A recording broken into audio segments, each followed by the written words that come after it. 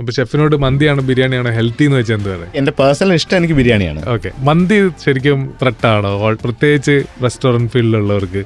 അതൊരു എന്തുകൊണ്ടാണ് അത് ഇത്രയും പോപ്പുലർ ആണെന്ന് വെച്ചാൽ, ഇപ്പൊ ഒരു മന്തി അതിന്റെ ഒരു വേഗത്തിൽ ഏറ്റവും അഫോർഡബിൾ ആയിട്ട് കഴിക്കാൻ പറ്റുന്നതും മോസ്റ്റ് ഷെയർ ആയിട്ട് കഴിക്കാൻ പറ്റുന്ന ഒരു ഭക്ഷണമായിട്ട് മാറിയിട്ടുണ്ട്. അപ്പോൾ ഒരു വിശന്നിരിക്കുന്ന ഒരാൾക്ക് ഒരു റെസ്റ്റോറൻറ്റിൽ മന്തി പോയി കഴിഞ്ഞാൽ അത് ഓൾറെഡി പ്രീമെയ്ഡ് ആണ്, ഒരു അലാ മിനിറ്റിൽ ഉണ്ടാക്കുന്ന ഒരു സാധനമല്ല അല്ലേ. അപ്പോൾ അത് റെഡി ആയിട്ട് ഇരിക്കുന്ന ഒരു സാധനവും വേഗത്തിൽ നമുക്ക് പെട്ടെന്ന് ഭക്ഷണം കിട്ടും. വില വളരെ കുറവാണ്, റൈസാണ് കാർബ്, അപ്പോൾ റൈസ് കൂടുതൽ കഴിക്കാം. അപ്പോൾ അതാകുമ്പോൾ അഫോർഡബിലിറ്റി, സ്പീഡ്, കംഫർട്ട്, രുചി, ഇതെല്ലാം നോക്കുമ്പോൾ മന്തി എല്ലാവരുടെയും മോസ്റ്റ് ഫേവറേറ്റ് ആയിട്ട് മാറിയതാണ്. അത്ര ഹെൽത്തി അല്ലേ?